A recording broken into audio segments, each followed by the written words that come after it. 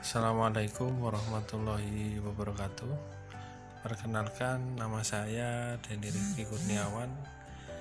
Saya mahasiswa Setika Subandi, Prodi S1 Keperawatan. Saya akan menjelaskan tutorial tentang bantuan hidup dasar. Baik, saya akan mulai menjelaskan tentang algoritma bantuan hidup dasar untuk medis.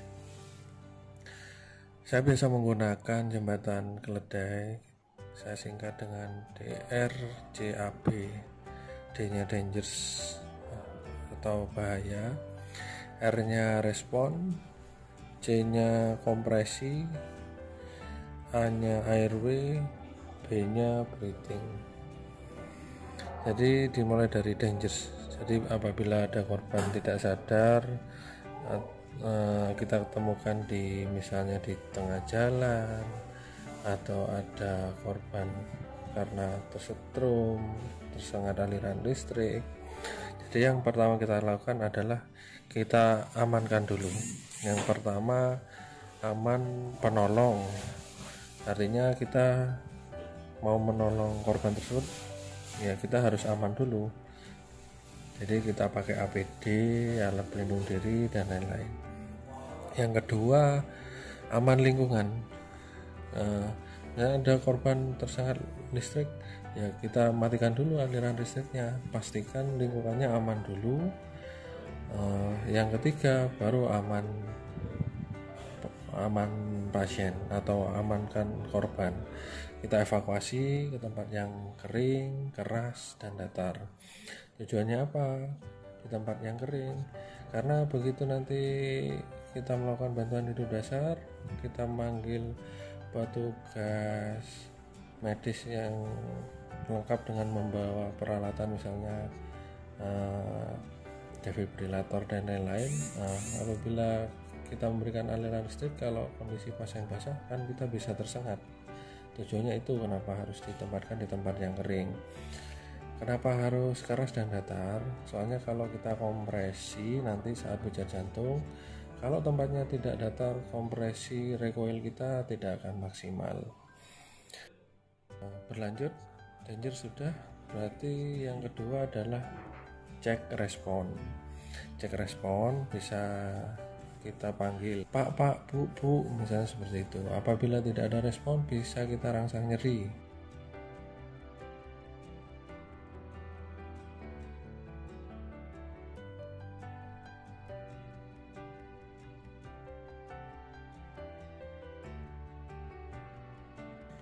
Apabila tidak ada respon, kita cek nadi.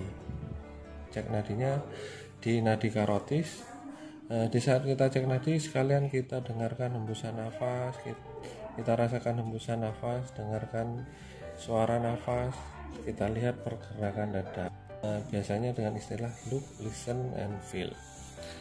Apabila tidak ada nadi, yang kita lakukan selanjutnya adalah call for help. Jadi kita minta bantuan, bisa kita tolong ada korban tidak sadar, atau kita punya akses nomor emergency ambulans service, bisa kita teleponkan, kita laporkan kondisi korban yang kita ketemukan dan kita laporkan lokasinya.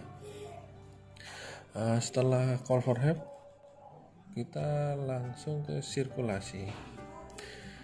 Sirkulasi yang dimaksud adalah kompresi. Jadi kita tentukan dulu titik tumpu landmark kompresi kita. Untuk memudahkan, kita raba tulang sternum, tulang dada ya, kita bagi dua, kita ambil setengah bagian bawah, agak geser ke kiri. Tujuannya nanti titik landmarknya pas di posisi jantung yang akan kita pijat. Untuk posisi tangan, keduanya saling menggenggam. Tangan paling dominan yang di atas.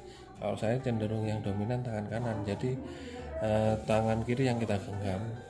Dan posisi tangan harus mekar, ini ya, mekar nih. Titik tumpunya, terus kita posisi badan paling tidak 90 derajat 90 derajat dengan titik tumpu di punggung. Jadi bukan seperti ngulek, jadi seperti memompa dengan frekuensi 100 sampai 120 kali per menit. Nanti hitungannya 30 kali pijat, 2 kali ventilasi. Yang diperhatikan saat kompresi adalah frekuensinya tadi 100 sampai 120 kali per menit, kedalaman kurang lebih 5 in. Setelah itu recoil positif dan minimal interupsi. Sirkulasi sudah, berlanjut ke airway. Airway itu jalan nafas. Membuka jalan nafas dengan cara manual atau tanpa alat bisa kita lakukan dengan teknik head tilt dan chin lift. Kalau untuk kasus trauma disarankan dengan menggunakan teknik jaw thrust. Ya, kalau kita mau memberikan ventilasi dari mulut berarti hidung kita tutup, atau sebaliknya kalau kita mau memberikan ventilasi dari hidung mulut yang kita tutup. Cuma sekarang tidak disarankan untuk memberikan ventilasi mouth to mouth, artinya mulut ke mulut. Diupayakan karena mediko lega dan juga resiko penularan penyakit. Alangkah baiknya bila kita punya alat ya kita menggunakan jadi masker ke mulut atau pakai PVM, ataupun kalau tidak ada bisa tidak kita lakukan, cukup kita kompresi. Jadi siklus 30 kali pijat 2 ventilasi dilakukan sampai 5 siklus, baru kita cek respon ulang. Itu terus menerus kita lakukan. Kapan kita menghentikan BHD ini? Yang pertama, bila pasien sudah ROSC, return of spontaneous circulation. Yang kedua, apabila penolong sudah kelelahan. Yang ketiga, sudah datang tim medis yang dengan peralatan yang lebih lengkap. Yang keempat, apabila tidak ada tanda-tanda kehidupan. Demikian penjelasan tentang bantuan hidup dasar ini, semoga bermanfaat. Saya akhiri.